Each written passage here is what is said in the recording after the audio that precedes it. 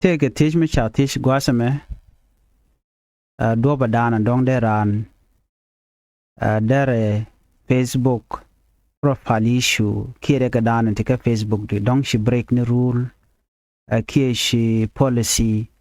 violation ci jala dong te rek mi ci je ka ngaradu ka Facebook du ko la profile ko page du ana ka video me be nyo do badana de report ka je ka Facebook team mandan de lel eno be men nyo to gwata meni jena magoro no banyo ko kon kelo ka jen listen me amanya magoro gwasa me goro je bene me bi len eno na goro je jin buwe eno ka dashboard okay where ka dashboard twanya dashboard emo balu ki computer user mo kan dia letka twanya dashboard mishi twan take mbenu gwasa me them go no be keep in mind you know mission me shi twan men go re jana na bilat okay michi ben gwasa me titi tene ti gwada me bi kejek take a pin professional dashboard you know kediti kana kono go no be focused in gwada me ko gurje no be problem do mana ante gejiko bi ko ngaje no te gwada dien bi profile gwada me bi nen porpalu jenamone porpal no mo bienen nemene ala jenna dan te churteten entema ka porpal che jogono porpal has no issues alo tele porpal tele jarek do no porpal mi te karek gwasamo okay e te karek ana bienen gwasamone man gor kone jenamene okay gor jebne me bilel twanya en profilu twanya mi che twany be jinon gwada me bejinon kana mene okay tembenen gwasme na mene nena na monena na me nyude ji mishali arcan status how your arcan is doing ta down take arcandu ma arcandu take rek you know ki take policy violation mishilat don't she tour mi jexi larech don't she video mi jexi larech ajan gwada dana be nyoto gwada me no jinti ka nguti karek ka gwada me chelaro di no restriction allo kana telemi kan telemi jeng telemi che yar ya jogono ne your can look good shaking on other thing you manage allo gwada me mi meta karek be nyoda anan kametele rek che tok bi chunen be no be laro di no restriction bi jogono akan gwaye telele rek so ne me we ka yendial ano ajan gwada na bi akandu status da bije chektin bi ngaje no jin take rule mishi violate ke tele rule ano ko mishi rule che violate be no gwada me be lele lamiyan ki be no ka ta men wo there is issues bi nen bon ga tur no gwada de ma ne ma dan shenyo datin so next move be kon lel jene gwada me okay mishi wo ngaje gwano ne na don akanu take correct okay let's just say it na me akanu take correct take mbelel mbenyo do gwada mene man benyo do kenyam jene me akanu take correct mi chalari yamone gore jeno jin bi screenshot bilel but tool me beje use tool me chale snipping tool ana beje twanya ne me men belel bongulel beje ni screen me mene ana mo gwada mene you know beje tour na me kelu be tour mi che tour no mo ana be nung tour mi chekem ne me menen konme okay and tour already this one what you are seeing so tour na mene mi che tour beje sap ke jibodere chule live screenshot jana le just imagine no to take correct so ariga na mene bi gorno bi report so what you do bi sap mi che sap bi chu nyoko jen okay bi jen buwe kamandana gor kone men gor kone jene bilat ko ko report ne problem bi jen buwe ano ka profile ni al gwada mon tege mi betwany ka profile men betwany jene twanya ena kana mene bi twany bi ben pingwa mene abana me beje watch mi ben pingwa me tege mi belat tur da be yod jok ko bi akulenen gwada me man gor kona jene ne just pay attention to this tin gor konga ti gwada mene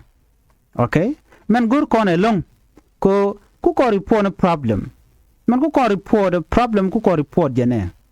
report a problem jan tiga kene heben support na me tembelel mi telephone du alo don't use the telephone du tembelel telephone du mi tiga problem bi check ka dio ke bi yokna ka dio okay ba na me ko ti kon gwasa me simple bu e kangu bu ka report a problem because ti kon go lel kon do lel mi che twanya na me gor jana betwinyi men bu ko le jana twanya report a problem okay mi che twany be jinong na me menen kona me ajen riga danen cha nyot kon yudo kon odi nyudo kon mandan let kon gwasa me bi jogonodi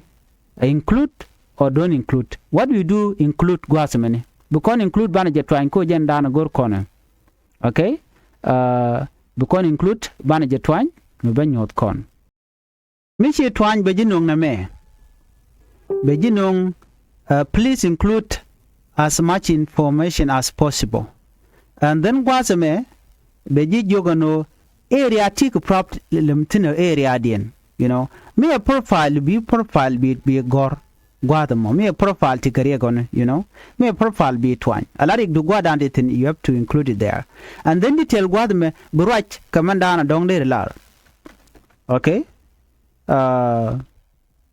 noni laro nene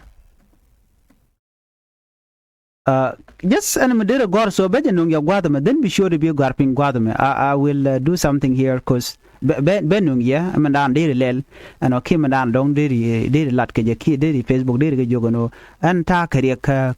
ngareda ka profile gore jeno biya je fix so gwadame mi kon information lat be method be lat ya gwadame but next move jene biname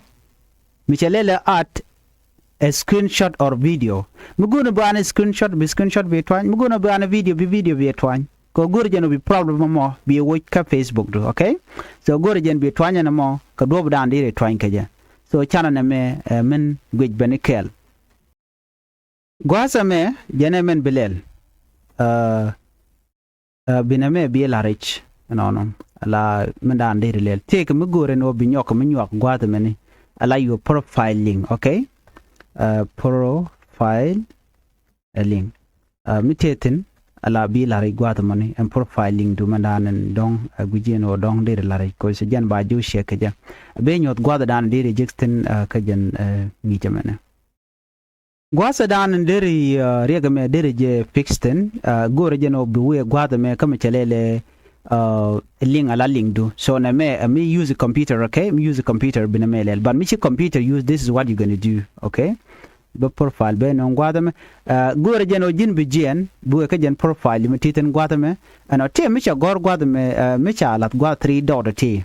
okay 3 dot t gore jeno bi twany and bu we pin ka your profile ka mobile okay and then this is what you're going to do mishi twany gwasame bejinung titi na mai laka jok titi kana konden blel men gore long gwasame jin bu we ne pin jana pin du ka profile okay ja ka profile pin tonga mi en link profile ka do mi use ni Facebook application ka mobile bu we pin bi ojek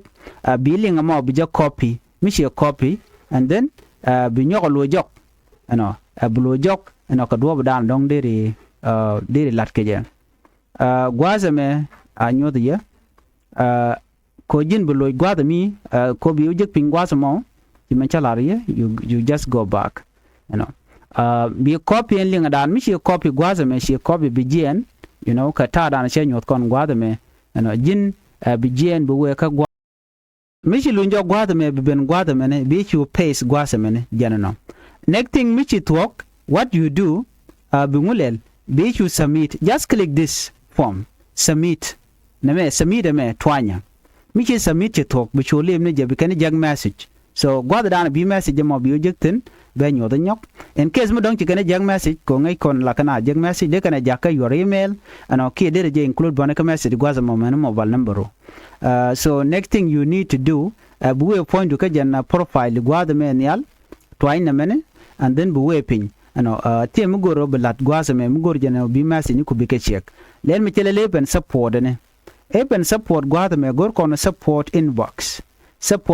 me bi twany ko be jinong your information in con